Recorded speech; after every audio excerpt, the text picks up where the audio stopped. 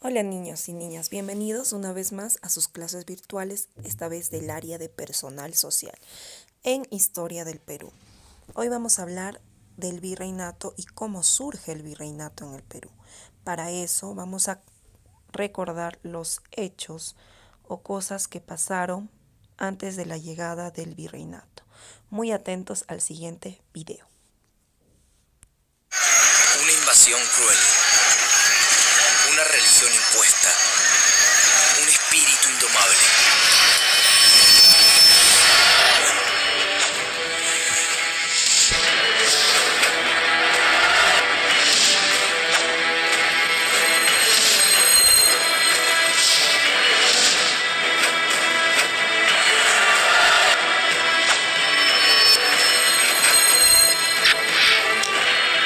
Revoluciones.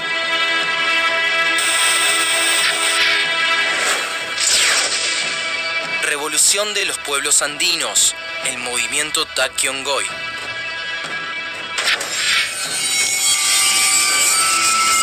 (1400) el inicio. A principios del siglo XV, en la región andina de Sudamérica, se consolida el imperio inca cuando las etnias cusqueñas del actual Perú vencen a la Confederación de Estados Chancas.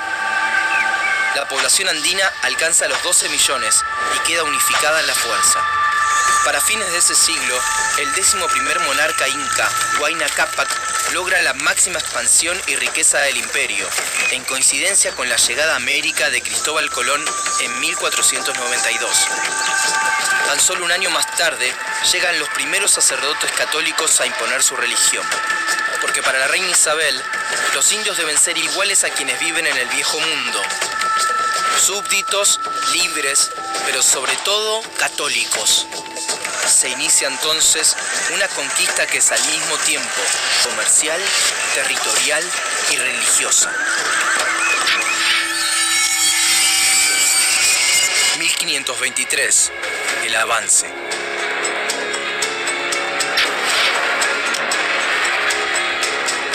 Para 1523, los papas han convertido al rey Carlos I de España en la máxima autoridad católica del reino, incluidas las colonias en Centroamérica. Ese mismo año, el alcalde de Panamá termina su mandato y se lanza a la búsqueda de la riqueza de los incas. Su nombre es Francisco Pizarro. Nombre: Francisco Pizarro. Lugar y fecha de nacimiento: Trujillo, Castilla, 1478. Origen social: clase baja. Profesión: militar. 1526. Avance hacia el imperio inca.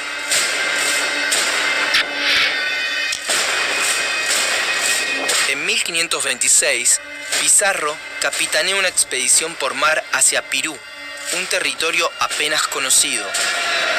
Un año después, en Tomebamba, al norte del Perú, Huayna Cápac recibe la noticia de individuos barbados que arriban a las costas en casas de madera. Esta descripción coincide con antiguas creencias, y los incas dan la bienvenida a los españoles pensando que llegan sus dioses. Pero Huayna Cápac muere de viruela en 1527 sin descubrir la naturaleza del invasor, que apadrinado por la iglesia justifica en nombre de Dios miles de asesinatos y pillajes contra sacerdotes incas y contra todo el pueblo. Tras la muerte de Huayna Cápac, sus hijos, Atahualpa y Huáscar, luchan por el trono. Atahualpa somete a Huáscar y se proclama emperador. 1531. La primera masacre. En 1531, Pizarro zarpa por segunda vez desde Panamá hacia Perú, con 180 soldados y 30 caballos. Mientras avanza, destruye impunemente los adoratorios incas y persigue a sus sacerdotes hasta que acepta una propuesta de diálogo con Atahualpa. Se reúnen en Cajamarca, donde Atahualpa demuestra todo su poder para intentar frenar el ultraje español. El fray Vicente Valverde, sacerdote que acompaña a Pizarro, intenta obligar a Atahualpa a aceptar al rey español y el catolicismo. Atahualpa no entiende la Biblia un objeto que no le trae la palabra de su Dios, y la arroja al suelo, despertando la furia del sacerdote. Salid y matad a este perro lleno de soberbia, que yo los absuelvo. Fray Vicente Valverde. Y españoles que se hallan escondidos asesinan a 2000 incas y encarcelan a Atahualpa. El trono inca queda vacante y Atahualpa, desde la cárcel, para evitar que su hermano Huáscar se apodere de él, lo manda matar. Al poco tiempo, Atahualpa es sentenciado a muerte por fratricidio, idolatría, poligamia y hasta por ocultar un tesoro.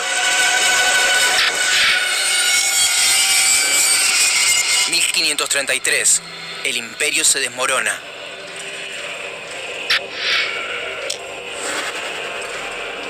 La muerte de Atahualpa fomenta que muchas etnias se subleven para independizarse de los incas. Manco Inca, seguidor del fallecido Huáscar, se une a Pizarro para destruir a los incas seguidores de Atahualpa. Los españoles temen que el sentimiento revolucionario se propague y Pizarro nombra a Manco como nuevo emperador. Y aunque Manco es funcional a los españoles, es igualmente torturado y humillado para que entregue las riquezas del imperio, hasta que le conceden la libertad bajo promesa de regresar con mucho oro, mientras miles de incas deben aceptar por la fuerza la nueva cultura. 1536. La furia inca. Manco engaña a los españoles y reúne un gran ejército de rebeldes en Calca. Estoy determinado a no dejar cristiano en vida en toda la tierra. El 3 de mayo de 1536 llega a Cusco, donde se hallan aquellos que lo han humillado. Muchos hombres cansados de los abusos rodean la ciudad. 200 españoles y gran cantidad de indígenas aliados defienden Cusco a cualquier precio durante casi un año, hasta que desde Lima llegan refuerzos de las fuerzas invasoras y desbandan la embestida rebelde. Manco y su gente se repliegan y refugian en Vilcabamba.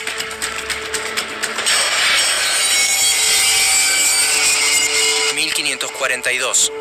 El virreinato. En 1542, la corona española crea el Virreinato del Perú para tener mayor control sobre los territorios y la población andina conquistada. Los incas han perdido miles de hombres, sus costumbres, sus tesoros, su religión y su libertad, y esperan que sus dioses les den el valor para liberarse de las hambrunas que llegan con la invasión y la guerra, y también de la explotación y el trabajo esclavo al que son sometidos por la ambición española de oro y plata. 1561. La respuesta de los dioses.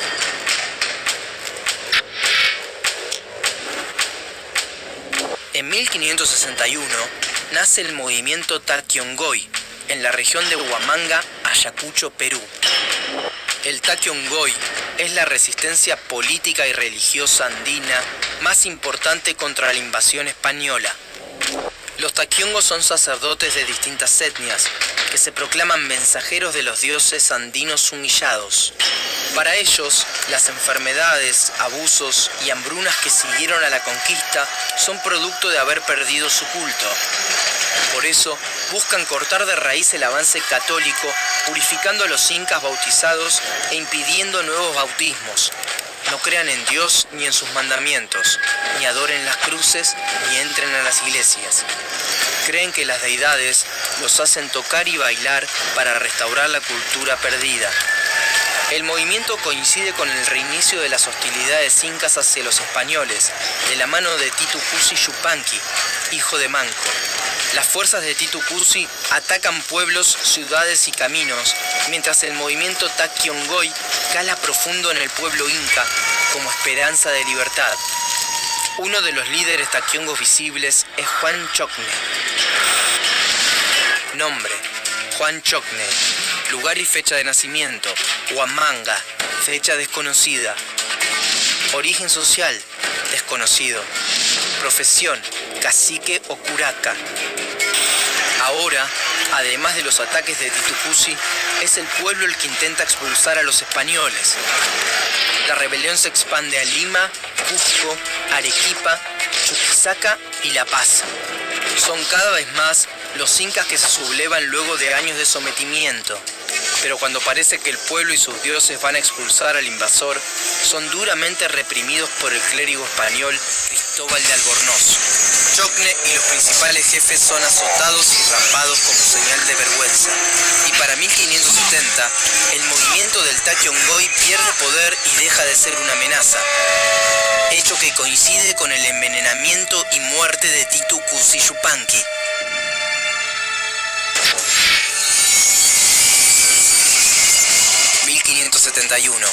El último rey inca. Al morir Titu, su hermano Tupac Amaru es nombrado nuevo emperador en 1571. Pero los españoles, advertidos de los sentimientos revolucionarios incas en Vilcabamba, les declaran formalmente la guerra el 14 de abril de 1572. Pronto atacan la ciudad, desbandan a los incas y atrapan al nuevo emperador. Tupac Amaru reza: ilustre Pachacamac, atestigua como mis enemigos derraman mi sangre, y es asesinado el 24 de noviembre.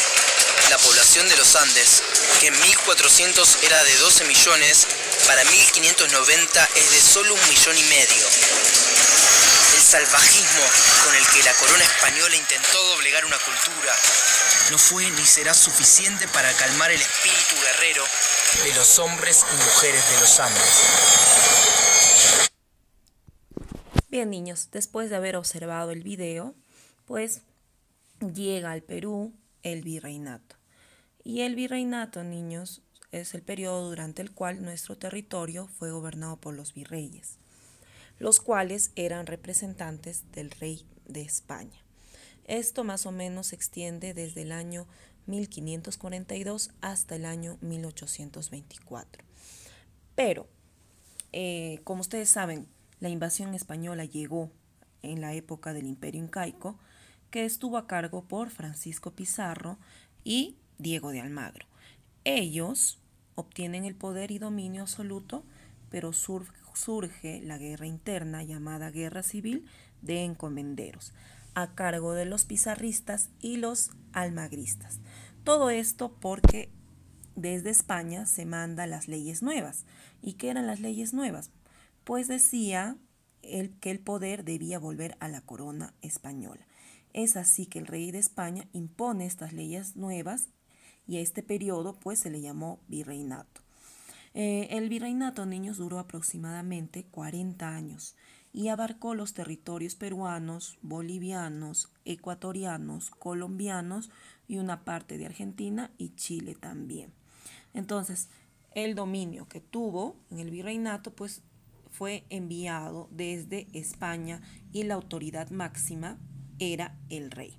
Y el rey era justamente el que gobernaba, dice, por derecho divino. ¿Y a qué le llamaban gobernar por derecho divino?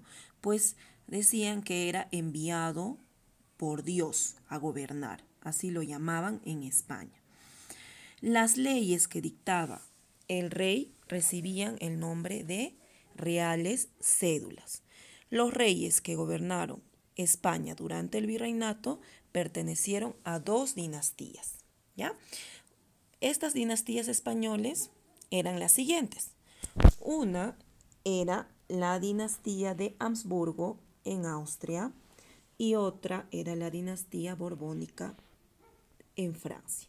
Los reyes que estuvieron a cargo de la dinastía de Habsburgo fueron Carlos I, Felipe II, Felipe III, Felipe IV, Carlos II, Fernando VII.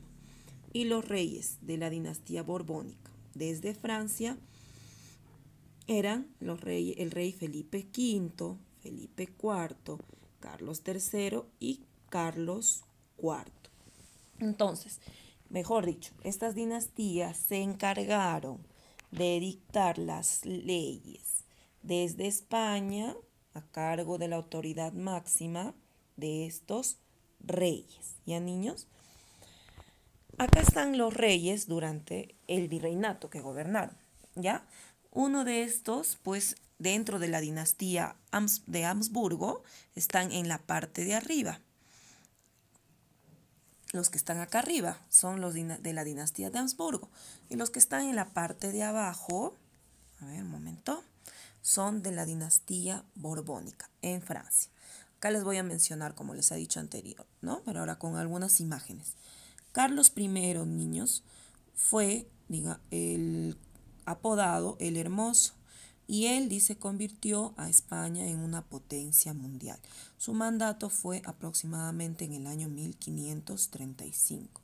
También está Felipe III en 1598, Carlos II en 1665, que dice que él era considerado como un rey débil y enfermizo, por eso fue llamado el hechizado. Y este rey murió sin dejar descendientes. Antes, aparte de decir que gobernaban los reyes por derecho divino, también sus descendientes seguían en la corona. Mejor dicho, no había democracia, no escogía la población, no escogía quiénes iban a mandar, solamente eran por dinastías. Nacía el hijo de un rey, él seguía mandando y así sucesivamente.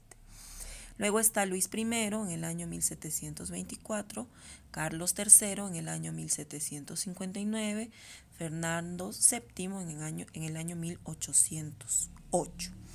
Ya, niños, y de Fernando VII, lo que se sabe de él es que fue llamado el deseado por el pueblo español, y durante su gobierno nuestro país logra la independencia, porque este proceso fue largo, niños, para la llegada del virreinato, que duró bastante tiempo. Después viene el periodo de la independencia, donde el Perú o los descendientes de los incas querían ser libres, ¿ya? Entonces, en su gobierno de Fernando VII se logra esta independencia del sometimiento español. En la parte de abajo vemos a los reyes borbónicos o de la dinastía borbónica desde Francia. Felipe II en el año 1556, Felipe IV en el año 1621, Felipe V en el año 1700, Fernando VI en el año 1746, Carlos IV en el año 1788.